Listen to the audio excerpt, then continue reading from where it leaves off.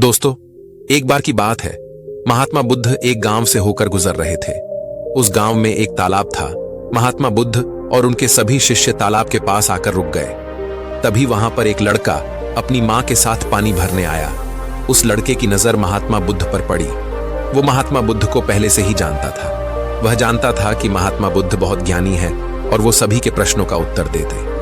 वह तुरंत ही महात्मा बुद्ध के पास पहुंचा। उसने महात्मा बुद्ध को प्रणाम किया और कहा, हे बुद्ध, मैं अपने जीवन में कुछ बहुत बड़ा करना चाहता हूं, लेकिन जब भी मैं कुछ करना चाहता हूं तो वो मुझसे संपूर्ण तरह से नहीं हो पाता।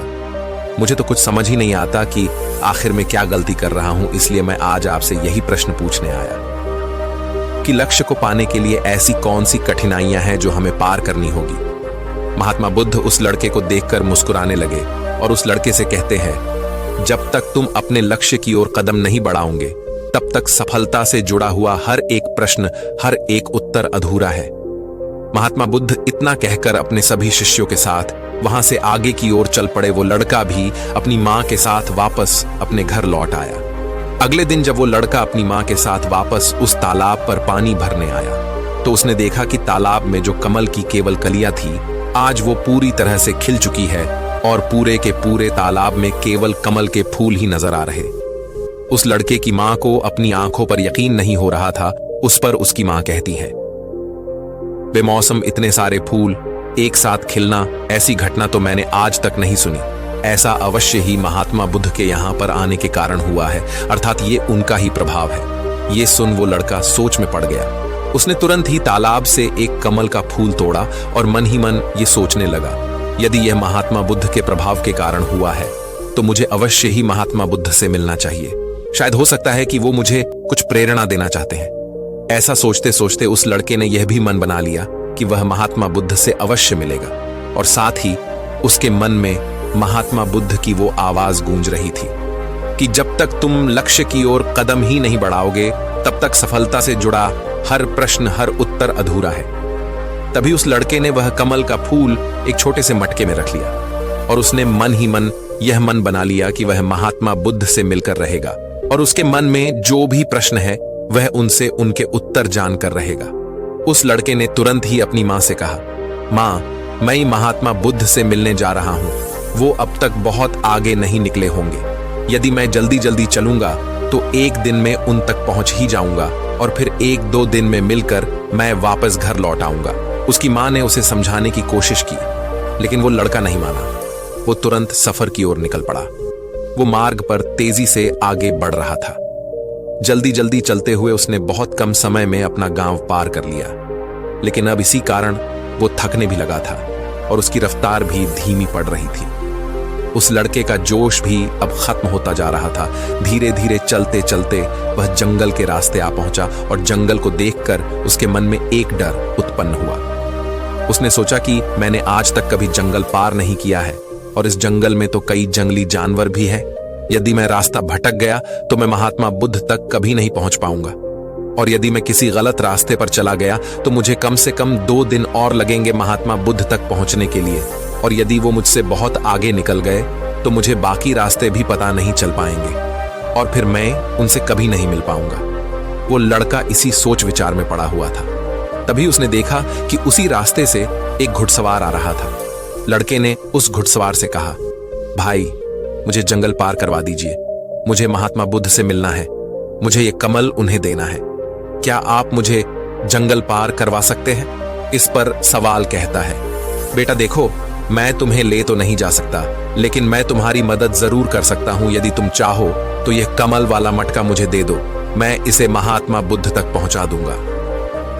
उस घुड़सवार की यह बात सुनकर वो लड़का एक बार फिर से सोच विचार में पड़ गया और सोचने लगा, यदि मैं पैदल जाऊंगा तो मुझे बहुत समय लग जाएगा और पता नहीं मैं महात्मा बुद्ध तक पहुंच भी पाऊंगा या नहीं।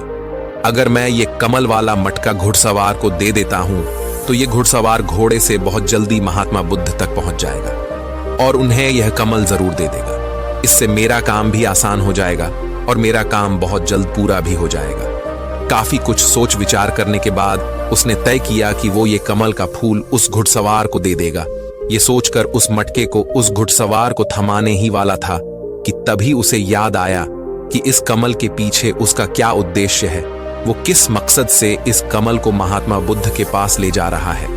तभी उस लड़के के मन में एक और विचार उत्पन्न हुआ, यदि मैं इस कमाल को लेकर महात्मा बुद्ध तक नहीं पहुंचा तो फिर मेरा जो प्रश्न है मैं उनके उत्तर कैसे जान पाऊंगा। और हो सकता है कि मुझे मेरे जीवन में बस ये एक ही मौका मिला है जिसमें मैं महात्मा बुद्ध से मिल सकता हूं और अपने सभी प्रश्नों के उत्तर पा सकता हूं। हो सकता है कि दोबारा मुझे ये अवसर ना मिले, इसलिए मैं ये मटका नहीं दूंगा। मैं इसे स्वयं ही महात्मा बुद्ध तक पहुंच जाऊंगा। काफी कुछ सोच विचार करने के बाद उसने घुड़सवार से कहा, देखिए, ये मटका तो मैं खुद ही उन तक ले जाना चाहता हूं, क्योंकि मेरा उनसे मिलना बहुत जरूरी है। मेरे मन में कई प्रश्न हैं जो मैं उनसे जानना चाहता हूं, इसीलिए यह फूल मैं ही उन्हें दूंगा। इसलिए कृपया करके मुझे जंगल से बाहर निकलने का रास्ता बता दीजिए, मैं स्वयं ही चला जाऊंगा। इस पर उस घुड़सवार ने उस लड़के को जंगल से बाहर जाने का रास्ता बता दिया और उस मार्ग पर आगे की ओर बढ़ चला। वो जल्दी जल्दी मार्ग में आगे बढ़ रहा था और देखते ही देखते शाम का वक्त भी होने आया था। तभी उस लड़के के मन में एक और विचार आया और वो ये सोचने लगा, यदि शाम के वक्त मैं इस जंगल में भटक गया तो मेरा क्या होगा? मैं महात्मा बुद्ध तक कैसे पहुंच पाऊंगा? और अगर मैं उनसे नहीं मिल पाया तो मेरी यात्रा बेकार हो जाएगी। इससे तो अच्छा होता कि मैं उस घुड़सवार को ही ये मटका दे देता, वह उसे महात्मा बुद्ध तक अवश्य पहुंचा देता। मुझे तो घर लौट जाना चाहिए था, यही मेरे लिए बेहतर होता। इस प्रकार उस लड़के के मन में तरह तरह के विचार उत्पन्न हो रहे थे। ऐसा होगा तो क्या होगा, वैसा हो जाएगा तो क्या होगा, यदि मैं भटक गया तो क्या होगा। तभी उस लड़के ने उस कमल की ओर देखा। उस कमल से ही उसे महात्मा बुद्ध की याद आई। महात्मा बुद्ध के चेहरे पर वो असीम शांति थी, उसे महात्मा बुद्ध की वो मुस्कान याद आई। तभी उसके मन में एक और विचार उत्पन्न हुआ, जिनके आने से हमारे तालाब में इस प्रकार अनेक को फूल खिल गए, जिसके साथ होने से हमारे मन को प्रेरणा मिलती है, जिनके चेहरे पर वो असीम शांति है, जिनसे मिलकर मेरा मन शांत हो जाता है। यदि मैं उनसे मिल पाऊं तो मुझे कितना कुछ सीखने को मिलेगा। ऐसा सोचते ही उसके मन में एक बार फिर से महात्मा बुद्ध से मिलने की प्रेरणा जाग उठी और वो निश्चिंत होकर अपने मार्ग में आगे की ओर बढ़ता चला जा रहा था। काफी दूर आगे चलने के बाद जंगल खत्म होने लगा। तब उसने महसूस किया कि जब जब वो अपनी इस यात्रा का उद्देश्य याद करता है, जब ये याद करता है कि वो महात्मा बुद्ध से क्यों मिलना चाहता है, तब तक उसके राह की मुश्किलें कम होने लगती हैं। और यही वास्तविकता है, यही हम सभी के साथ होता है। फिर चाहे वो कोई छात्र हो या फिर व्यापारी, जब जब इंसान खुद पर शक करता है, खुद पर संदेह करता है, तब तक वह रुकावटें बड़ा रूप ले लेती है। और जब हम अपने लक्ष्य को याद रखते हैं, अर्थात अपना उद्देश्य याद रखते हैं, तब तक वो रुकावटें हमारे सामने छोटी पड़ जाती है और हम उसे आसानी से पार करके अपने लक्ष्य की ओर आगे बढ़ चलते। इस पर उस लड़के ने यह महसूस किया कि उसे अपना लक्ष्य याद रखना है, उसे अपना उद्देश्य याद रखना है और छोटे छोटे कदमों से आगे की ओर बढ़ते जाना है। उसके बाद उस लड़के ने सारी चिंताएं छोड़ दी। वह केवल सफर पे आगे की ओर बढ़ता जा रहा था। लेकिन इस बीच वो चलते चलते काफी थक चुका था और जैसे ही उसने जंगल पार किया, तभी जंगल के ऊपर उसे एक छोटी सी कुटिया नजर आई। वहां पर एक सुंदर स्त्री रहती थी। लड़का काफी थक चुका था और उसे बहुत जोरों की प्यास लगी थी। वो लड़का उस कुटिया में गया। वहां पर उस स्त्री से उसने पानी मांगा। इस बार उस स्त्री ने उस लड़के को पानी पिलाया। तभी वह स्त्री उस लड़के से कहती है, आखिर तुम महात्मा बुद्ध से क्यों मिलना चाहते हो? इस पर वह लड़का कहता है, मेरे मन में कुछ प्रश्न हैं और मैं उन प्रश्नों का उत्तर जानना चाहता हूं और मेरे पास केवल ये एक ही अवसर है, इसलिए मुझे उनसे मिलना ही है। वह लड़का उसी तरह से अपनी बातें कर ही रहा था। उधर दूसरी तरफ उस स्त्री के मन में उस लड़के के प्रति प्रेम जाग रहा था कि उस लड़के को पसंद करने लगी थी। वो लड़की उस लड़के को रोकना चाहती थी। वो उससे कहती है, आज की रात तुम यहीं रुक जाओ, वैसे भी शाम होने को है और बहुत जल्द रात भी हो जाएगी। ऐसे में तुम कहाँ जाओगे? इससे अच्छा है आज तुम यहीं पर रुक जाओ। आज हमारे बगल में ही शादी है, वहां पर नाच गाना होगा, खाना पीना होगा, बहुत मजा आएगा, इसलिए आज रात तुम यहीं पर रुक जाओ। उस स्त्री के मुख से यह सुनकर वो लड़का ये समझ चुका था कि ये स्त्री मुझे पसंद करती है और वह बहुत सुंदर भी है। उसकी सुंदरता को निहारते हुए वो लड़का मन ही मन ये सोच रहा था कि यदि मैं इस तरह से दोस्ती कर लूं तो मेरा जीवन तो समझ जाएगा, मुझे जीवन का मजा आ जाएगा, और वैसे भी आज रात तक तो मैं महात्मा बुद्ध से मिल भी नहीं पाऊंगा, तो क्यों ना मैं यहीं पर रुक जाऊं। तभी उस लड़के ने जवाब देते हुए कहा, मैं कुछ देर में सोच कर बताता हूं।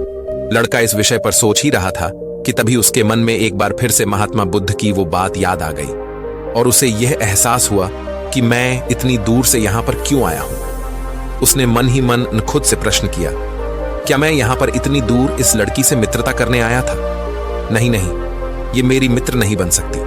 क्या भरोसा आज को इसका मन मुझ पर आया है और कल को किसी और पर आ गया तो मैं क्या करूंगा? लड़के ने तुरंत ही उस कमल की ओर देखा, तभी उसे उसका उद्देश्य याद आ गया और उसने तुरंत ही यह निर्णय लिया कि वह आगे की ओर बढ़ेगा। उसने उस लड़की को साफ साफ मना कर दिया और अपने मार्ग की ओर आगे बढ़ चला। जब वो आगे की ओर जा रहा था तभी उसे अपने इस निर्णय पर अफसोस हो रहा था। उसे ऐसा लग रहा था यदि उसे महात्मा बुद्ध ना मिले तो उसके हाथ से ये स्त्री भी चली जाएगी। इस बात का उसे बहुत मलाल था, लेकिन वह धीरे धीरे मार्ग में आगे बढ़ता गया। कुछ दूर आगे जाने के बाद जब उसका मन शांत हुआ तब उसे इस बात का एहसास हुआ कि यदि वह उस स्त्री के पास रुक जाता तो वह अपने उद्देश्य में कभी सफल नहीं हो पाता और उसकी ये यात्रा बेकार हो जाती, उसकी इतनी मेहनत व्यर्थ हो जाती। और तब उसे एक और चीज का एहसास हुआ कि जो भी व्यक्ति या फिर वस्तु हमें अपने उद्देश्य से भटकाने का प्रयास करे, हमें उससे तुरंत ही दूर हो जाना चाहिए। हमें अपना उद्देश्य याद रखना चाहिए कि हमने ये सफर क्यों शुरू किया था और हम अपनी मंजिल पर क्यों पहुंचना चाहते हैं। वो लड़का ये सब सोच विचार कर आगे की ओर बढ़ता जा रहा था। रात्रि का वक्त होने वाला था और वो लड़का तेजी से अपने मार्ग में आगे की ओर बढ़ता जा रहा था। तभी उसे मार्ग में एक बुजुर्ग व्यक्ति मिले। उसने उस बुजुर्ग व्यक्ति से पूछा, बाबा, मैं महात्मा बुद्ध से मिलना चाहता हूं और पिछले गांव में मुझे किसी ने बताया कि वो इसी मार्ग से आगे की ओर बढ़े थे। क्या आप मुझे बता सकते हैं वो किस तरफ गए हैं?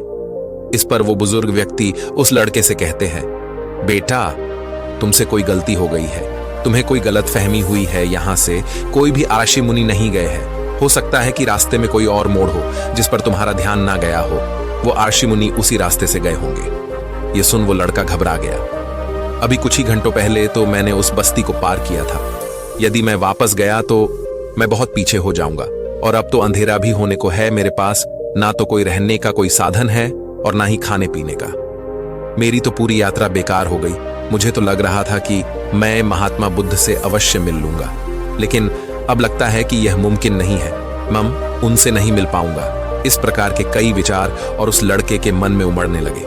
वो लड़का खुद पर संदेह करने लगा। जैसे ही उसके मन में इस प्रकार के विचार उत्पन्न हुए, मानो उसके पैरों में किसी ने बेड़ियां डाल दी हो। वह बार बार केवल एक ही बात सोच रहा था कि आखिर वो मुझे क्यों नहीं दिखाई दिया।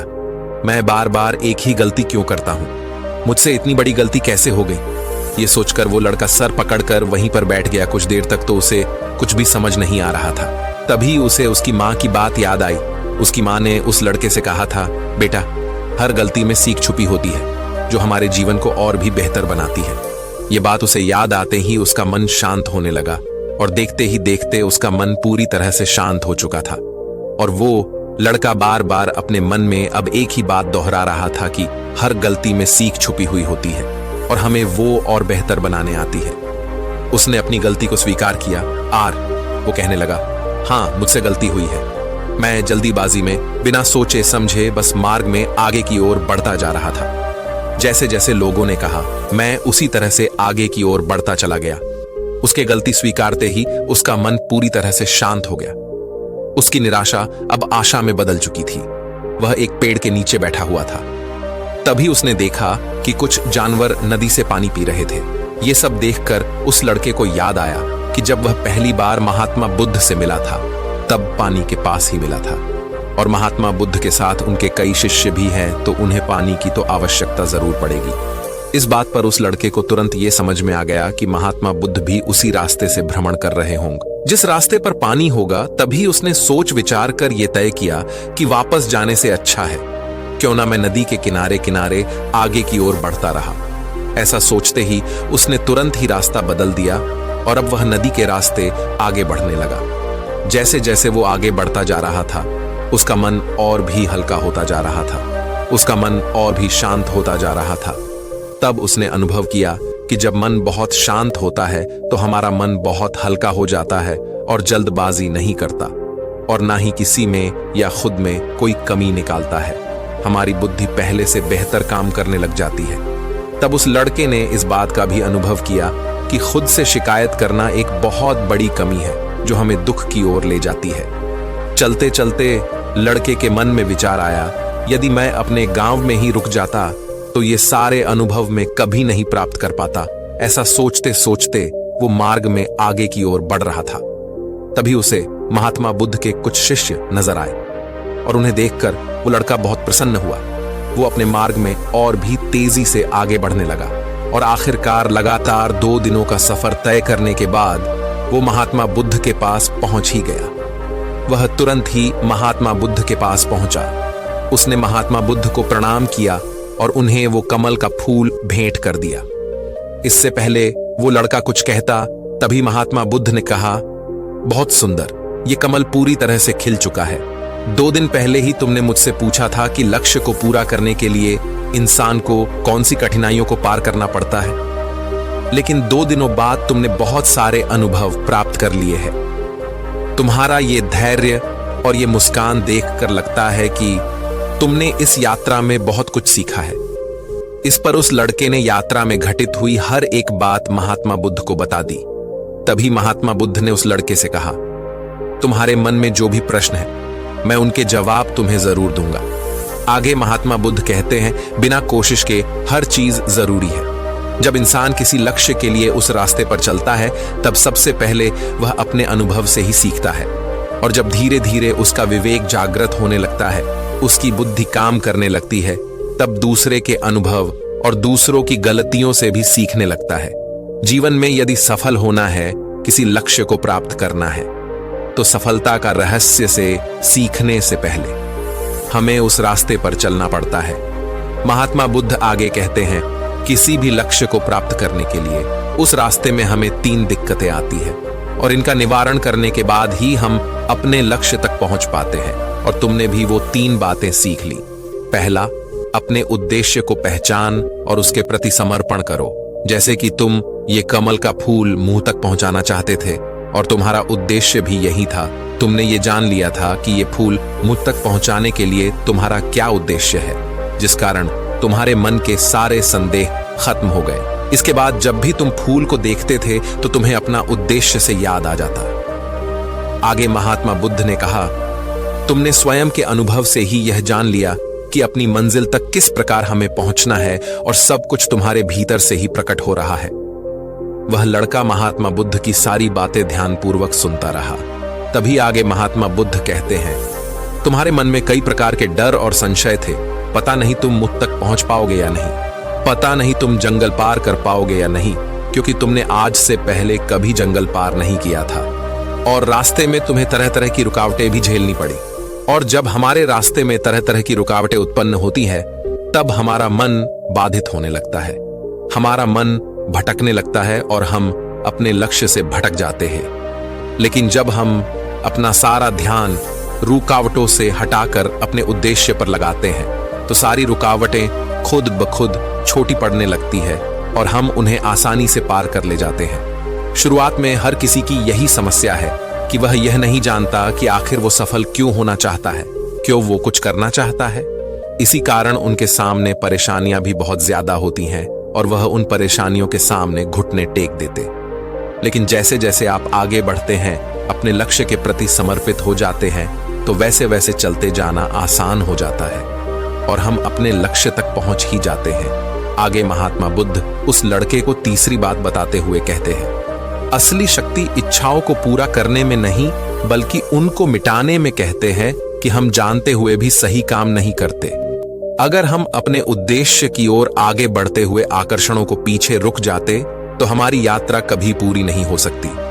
इसलिए जैसे इस यात्रा के दौरान तुमने फूल हमेशा अपने साथ रखा, अपने पास रखा, वैसे ही उद्देश्य हमेशा सामने रखना चाहिए। हमारा लक्ष्य हमेशा हमारी आंखों के सामने होना चाहिए। इससे हमें निर्णय लेने में आसानी होती है, अन्यथा हमारे मन का संदेह, हमारी मन की शंका हमें कभी भी सही निर्णय नहीं लेने देती और वह हमें मन की उलझनों में फंसाकर रख देती है। इसलिए संदेह के प्रति सचेत रहे। आगे महात्मा बुद्ध उस लड़के से कहते, बेटा, खुद पर शक करने की आदत से ज्यादा खतरनाक और कुछ भी नहीं है, क्योंकि जितना नुकसान आपके नकारात्मक विचार आपका कर सकते हैं, उतना और कोई नहीं कर सकता। यदि आप खुद पर संदेह करते हैं तो आप अपने प्रयास में विफल ही हो जाओगे, क्योंकि आप अपने प्रयास पूरी ढंग से कर ही नहीं पाओगे। आप उससे बचने का प्रयास करोगे, और जब तक हम अपनी गलती नहीं पहचानते तब तक हमें वो बात परेशान करती रहती है, वो हमें कमजोर बनाती रहती है। हमारे मन में केवल एक ही विचार चलते रहते हैं कि आखिर हमसे ये गलती क्यों हुई, मैं इतना नादान, इतना कमजोर कैसे हो सकता हूं, और अगर मैं आज इतना कमजोर हूं, मैं आज उस काबिल नहीं हूं, तो मैं आगे चलकर क्या कर पाऊंगा। तो इसलिए अपने आप को यह याद दिलाओ कि हर गलती में सीख छुपी हुई है, और उससे सीख कर ही हमें अनुभव मिलता है, और उस अनुभव से ही हम अपने लक्ष्य तक पहुंच पाते हैं। सबसे पहले अपने मन को शांत करो, बुद्धि और विवेक का प्रयोग करो, और उद्देश्य की तरफ आगे बढ़ते चलो। सिर्फ इसी तरह से आप किसी भी चुनौती का सामना कर सकते हैं और बड़े से बड़े लक्ष्य को भी आसानी से हासिल कर सकते हैं। इतना कहकर महात्मा बुद्ध शांत हो गए, और उस लड़के को भी महात्मा बुद्ध की सारी बातें अच्छी तरह समझ में आ चुकी थी। उसे महात्मा बुद्ध को प्रणाम किया